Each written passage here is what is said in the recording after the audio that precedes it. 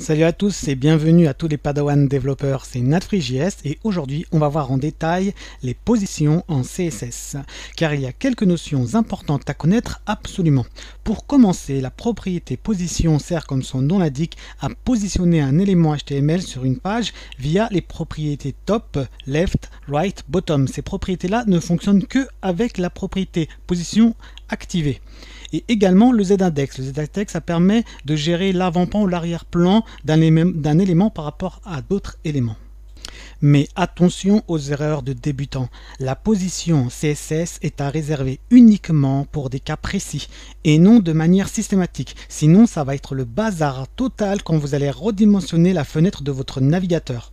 Donc, au lieu d'utiliser cela, utilisez toujours les flexbox. Ça, c'est la bonne pratique. Il y a 5 types de positions en CSS, statique, absolute, relative, fixed, sticky. Statique, c'est la position par défaut, que vous le mettez ou que vous ne le mettez pas, ça aura exactement les mêmes effets, c'est-à-dire qu'on ne pourra pas utiliser les propriétés top, right, left, bottom. Donc c'est quoi ces propriétés top, left, bottom? Le top représente un déplacement par rapport au haut de la page ou de l'élément. Le left, un déplacement ou un décalage vers la gauche, le right vers la droite et le bottom par rapport au bas. Donc la position absolue, elle permet de fixer ou de positionner un élément par rapport à la page ou bien par rapport à son parent si lui-même est positionné. Bon, ça c'est un cas un peu spécifique, je vous l'expliquerai tout à l'heure. Ensuite, nous avons la position relative, c'est relatif par rapport à l'élément. Supposons, je prends par exemple ici mon élément où c'est écrit type. Si je lui décide d'appliquer un left de 5 pixels, en fait, il va se décaler par rapport à sa position originelle. Donc là, il va se décaler un petit peu vers la droite. La position fixed permet de positionner un élément et également de le fixer. Et c'est aussi le cas pour sticky avec une petite spécificité qu'on verra par la suite. Bon, assez parlé de théorie et passons à la pratique. Donc pour cela, j'ai créé un petit fichier HTML qui contient 4 divs. Pour le moment, elles ne sont pas positionnées, donc je vous montre exactement comment je les ai fait, comme ça vous avez une idée. Donc ici, voici le HTML. Donc j'ai une div principale que j'ai appelée conteneur qui contient 4 petites divs qui, elles, ont les classes box, absolute, box relative, box fixed, box sticky. Donc ici avec les noms relatifs qu'on retrouve ici. Voyons voir du côté du CSS. Donc bon, le background c'est juste pour la couleur de fond. Le H1 c'est pour le titre ici, c'est pas important. Le conteneur il est en display flex, flex swap. Alors display flex ça me permet de quoi? Ça permet en fait qu'ils ne soient pas alignés les uns en dessous des autres, sinon ils ne tiendraient pas sur la page, on ne pourrait pas tous les voir. Donc j'ai mis en display flex et j'ai mis flex wrap à wrap, ça veut dire que quand il n'y a plus de place, ça saute de ligne, ça part de la ligne. Donc je vous montre exactement comment ça fait quand je bouge. Donc voilà, vous voyez, s'il y a de la place, ça se met les uns après les autres sur la même ligne, et s'il n'y a pas de place, et ben ça part à la ligne comme ça. Donc ça c'est bon. Quels sont les autres éléments à voir? Donc chaque box, bon, ils ont 8 de 200 pixels. J'ai également mis un display flex avec un Justify Content Center, Align System Center. C'est pour pouvoir centrer parfaitement le contenu ici, donc le nom des boîtes. Donc il y a un margin de 10 pixels, c'est pour qu'il soit éloigné de 10 pixels, c'est pas important. Et ensuite, dans mes divs, j'ai rajouté d'autres caractéristiques. Donc absolute, c'est juste pour faire un peu la couleur, hein. Donc là vous avez les backgrounds, la bordure, pour qu'on puisse bien les voir. J'ai mis pour le moment aucune position. Donc ça, nous sommes par exemple en position statique. Ça, c'est la position de nos divs dans le flux normal. Donc nous allons voir maintenant qu'est-ce qui se passe lorsqu'on va rajouter les positions. Donc pour la suite de ce cours, on va directement utiliser la console. Ici, moi c'est la console de Chrome parce que je suis sur Chrome, et vous pouvez faire la même chose sur Firefox ou Safari. Donc pour cela, on appuie sur F12 et on ne touchera plus à nos fichiers CSS HTML. On va modifier directement ici. Là, on peut tout modifier. Par exemple, je clique sur le petit icône qu'il y a ici.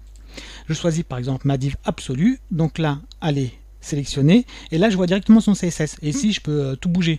Par exemple, si je décide d'agrandir la bordure ici avec les flèches haut et bas, gauche droite, je peux directement ici augmenter ou descendre. Je peux même modifier la couleur de tout ce que je veux. Donc ici c'est vraiment pratique. Là, si je peux même modifier, là si j'ai envie de modifier, je fais un peu tout ce que je veux. Et pour ceux qui ont la dernière version de Chrome, ils ont rajouté un truc super pratique qui s'appelle dans le display flex, il y a un petit icône qui est là, et lorsque vous cliquez dessus, vous pouvez directement voir à quoi correspond toutes les propriétés du display flex.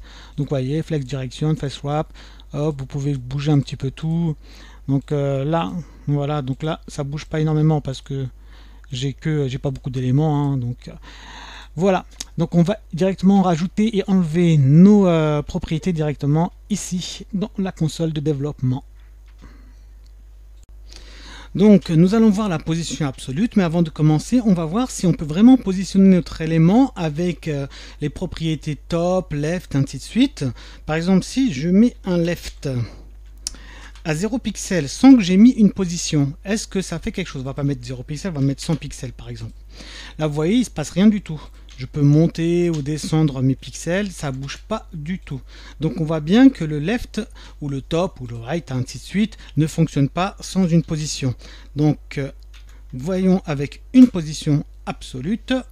Là je mets sur la position absolue et on voit bien qu'il s'est décalé ici vers la gauche. Il est passé au-dessus de tous les autres éléments. Là c'est à cause de mon left. Si je retire mon left, vous voyez qu'il a pris la place de relative parce qu'il est sorti du flux. Donc il se met à la place où il aurait dû être s'il n'était pas dans un display flex ou un autre placement de ce genre-là. Donc par exemple, si je veux le mettre à left à 0 pixels, c'est-à-dire tout à gauche, donc je mets left 0. Là on voit bien qu'il s'est décalé, mais il y a quand même un petit espace qui est là. Il n'est pas vraiment à gauche. En fait ça c'est dû à notre margine. Si j'enlève notre margine, on voit bien qu'il va se coller. Donc on aura la même chose si je mets par exemple un top à 0 pixels. Il va pas vraiment être en haut à cause de sa marge de 10 pixels qu'il y a partout. Mais là vous voyez qu'on peut le bouger comme on veut. Par exemple là en modifiant le left ici, on voit bien que notre élément il bouge. Et en modifiant le top, donc il bouge bien. Donc là par exemple notre top il a 88 pixels, ça veut dire qu'il s'est décalé de 88 pixels par rapport à la bordure du haut de notre page. Parce que la position absolue de base, quand notre élément n'est pas dans un autre élément qui lui-même a une position, il va se positionner en fonction de la page. Par exemple si je veux le mettre tout en haut à droite, et bien ici je vais retirer le left, je vais mettre un top à 0 et je rajoute un autre élément, bon c'est compliqué, on va le mettre là, voilà, et je vais mettre un right à 0. Donc là il va se mettre tout en haut à droite. Donc je peux faire la même chose, au lieu de mettre un top, j'enlève le top et je vais mettre un bottom pour le mettre tout en bas, bottom à 0. Donc là vous voyez, on peut déplacer nos éléments comme on veut par rapport au bord donc de la page ou bien de son conteneur. Passons maintenant à la position relative. Donc la position relative, c'est relative en fait à lui-même. Donc là on va la sélectionner, je sélectionne ma box, donc là elle est bien ici. Donc je vais lui mettre une position, alors je vais rajouter ici, voilà, je vais rajouter une position relative. Donc vous voyez par défaut, position relative, je l'ai mis, il ne s'est rien passé. Rien qu'à bouger parce que c'est bien relatif par rapport à sa position initiale. Donc là si je mets par exemple un top à 0 pixels, qu'est-ce qui va se passer? Bah, il va rien se passer non plus parce que on lui a demandé de bouger de 10 pixels par rapport au haut de sa position initiale. Donc là il va pas bouger, mais par contre si je commence à bouger les pixels, là vous voyez bien qu'il commence à bouger. Donc là si je mets un top à 10 pixels, il va bouger de 10 pixels par rapport à sa position initiale. Pareil si j'avais fait un left de 10 pixels, donc il va bouger par rapport à sa place. Donc ça c'est très important de comprendre la différence entre relative et positive. Donc là vous avez tout bien vu, et à chaque fois que vous mettez un élément dans une position, il passe par-dessus l'autre élément de base. Et donc par exemple là notre position absolue, on l'avait retiré comme j'ai réactualisé la page, elle n'a plus de position, donc je vais lui remettre sa position. Hop, position absolue, il s'est encore enlevé, des fois c'est vraiment pas pratique, position absolue, le voilà. Donc maintenant comment on gère celui qui est devant et celui qui est derrière? Et bien ça va être avec les z-index. Par défaut les z-index ils sont à 1. Si je mets un z-index à 2, il va passer par-dessus tout le monde. Là qu'on voit bien qu'il est passé par-dessus la position relative. Et si je vais sur ma position relative, alors j'essaie de la sélectionner, voilà, donc là elle est sélectionnée, et elle je vais lui mettre un z-index cette fois-ci à 3, donc au-dessus de l'autre index. Là on voit bien qu'elle est passée par-dessus maintenant. Donc si je la diminue, vous voyez, hop, en fonction de là qui a le z-index le plus élevé, c'est lui qui sera par-dessus les autres éléments. Depuis tout à l'heure, je parle de positionnement par rapport à son parent. En effet, comment faire si je voudrais par exemple que Absolute soit positionné en bas à droite de son conteneur. Donc là, le conteneur il est ici, on ne le voit pas, donc on va lui mettre un petit style. Donc voilà, on va lui mettre une petite bordure solid red, on enregistre. Voilà, elle est apparue, elle est là. Donc je voudrais que Absolute ici soit là, tout en bas à droite. Comment faire? Si je lui mets à une position absolue, on va le faire tout de suite. Donc je le sélectionne. Hop, donc il est là. Position absolue. Et je veux lui mettre un petit bottom à 0. Et un petit right à 0. Si je fais ça, on voit bien qu'il se met tout en bas de ma page à droite. Mais moi je voudrais qu'il soit tout en bas à droite, mais par rapport au conteneur. Comment on fait ça? Et c'est là que rentre en jeu le position relative, mais d'une autre manière. Si on met en position relative au parent, ici notre conteneur, alors le position absolute, il va se faire par rapport au plus proche parent, et pas par rapport à la page. Donc vous comprenez sûrement rien du tout. Donc je vais vous montrer exactement ce que ça fait.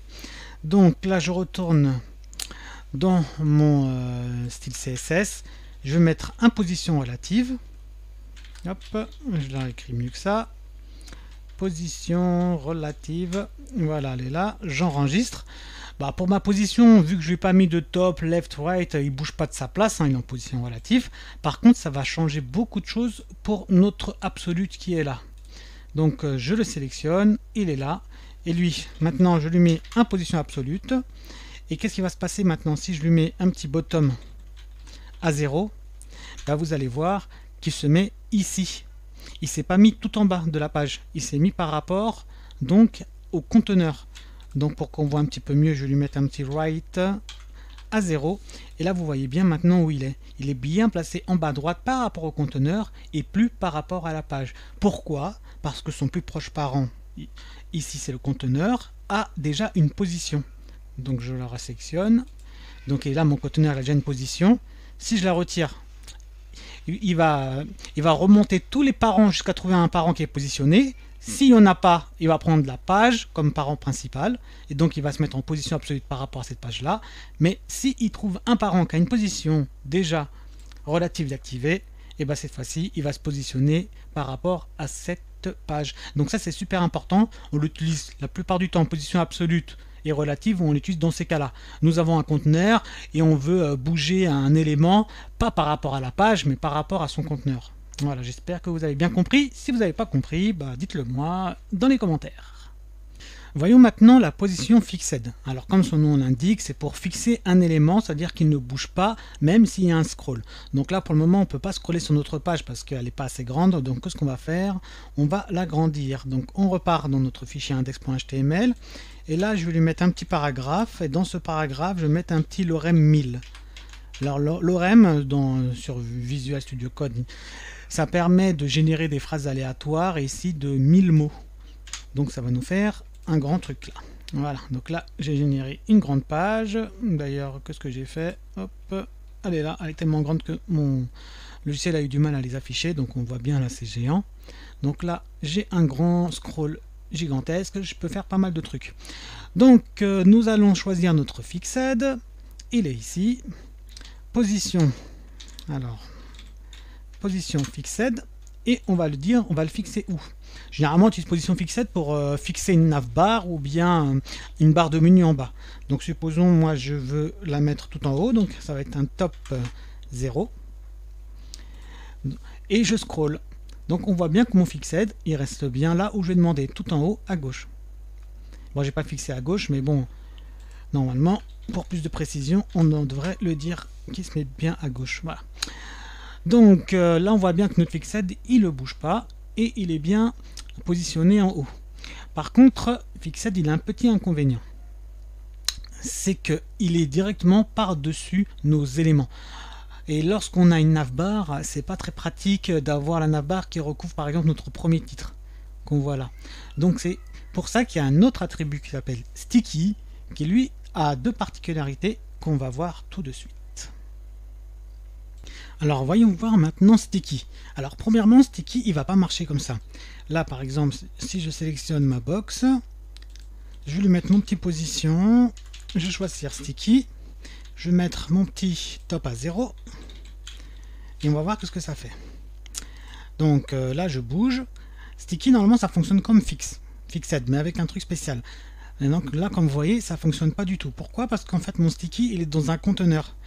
Et mon conteneur, donc je vais vous le montrer exactement dans le CSS, donc mon conteneur CSS, il n'a pas de taille.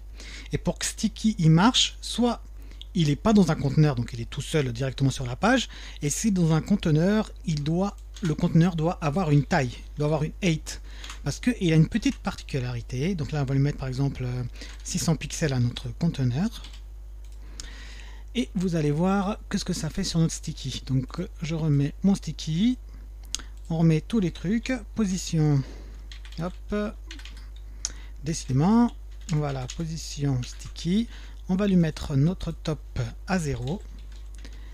Donc là il est censé se passer quelque chose, mais comme vous voyez il se passe rien. Pourquoi il se passe rien? Parce qu'en fait sticky ça veut dire coller. Et ça veut dire quoi? Ça veut dire que quand il va arriver à 0, il va se coller. Regardez ça, je monte, je monte, je monte, et hop, vous avez vu, il se colle. Il reste collé arriver à la position top 0, puis il se décolle une fois qu'on est sorti, lorsque le conteneur est sorti de la page. Donc c'est pour ça que sticky dans un conteneur c'est pas terrible, donc on va le sortir de notre conteneur.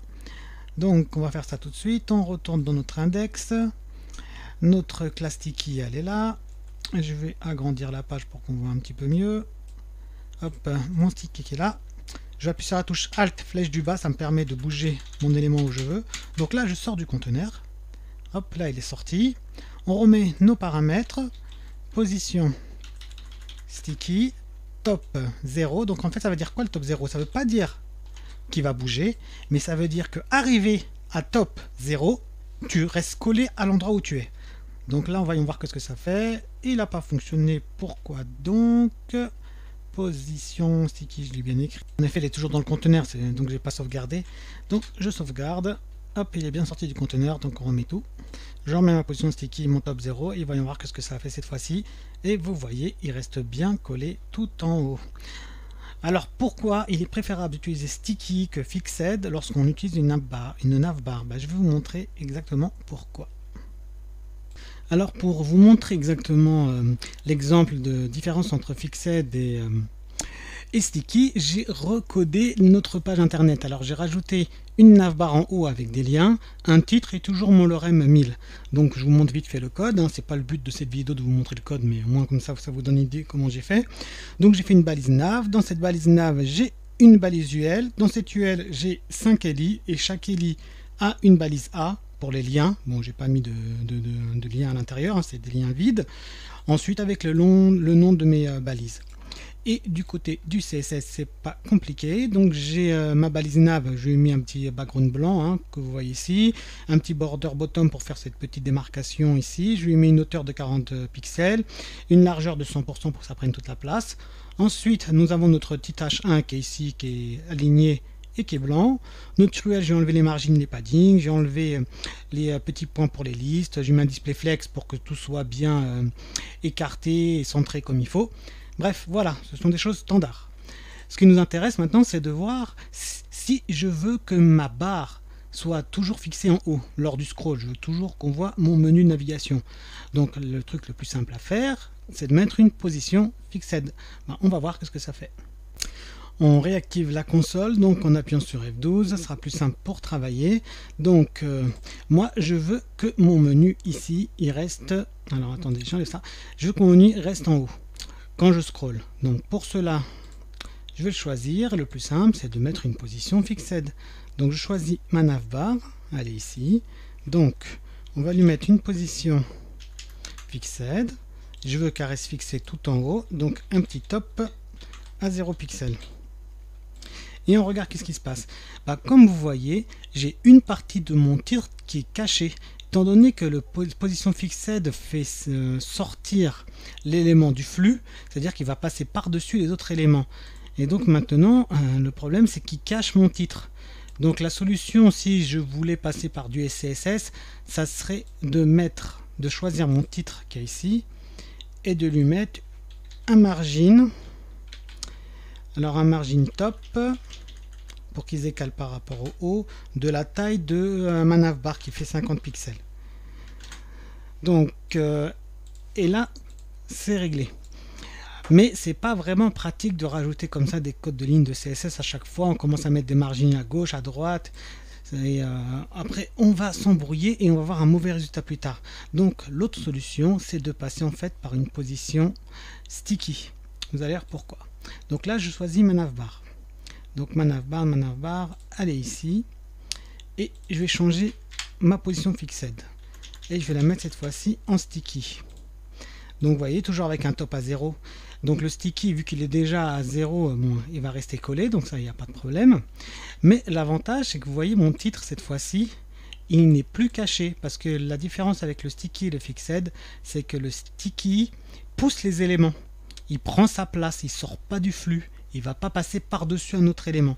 Donc c'est pour ça, lorsque vous faites une navbar, utilisez plutôt position sticky top 0 si vous voulez qu'elle reste fixée en haut, ou bien bottom 0 si vous avez voulu qu'elle soit fixée en bas. Mais en tout cas, utilisez ceci, comme ça vous aurez bien un décalage de vos autres éléments en fonction de votre navbar, tout en restant fixé en haut. Bon voilà, cette vidéo est finie, on a fait le tour de toutes les positions en CSS. Cette vidéo a été assez longue parce que je voulais vraiment prendre le temps de tout détailler. N'hésitez pas à la re-regarder s'il y a des choses que vous n'avez pas compris ou bien à mettre des commentaires, je me ferai un plaisir de vous répondre. Si vous avez aimé cette vidéo, n'hésitez pas à mettre un pouce bleu, à vous abonner afin de voir les prochaines vidéos que je ferai ou bien regarder les autres qui sont déjà faites depuis un moment. Et n'hésitez pas à me mettre des petits messages dans les commentaires, ça fait toujours plaisir à lire. Allez, je vous dis à bientôt les Padawans.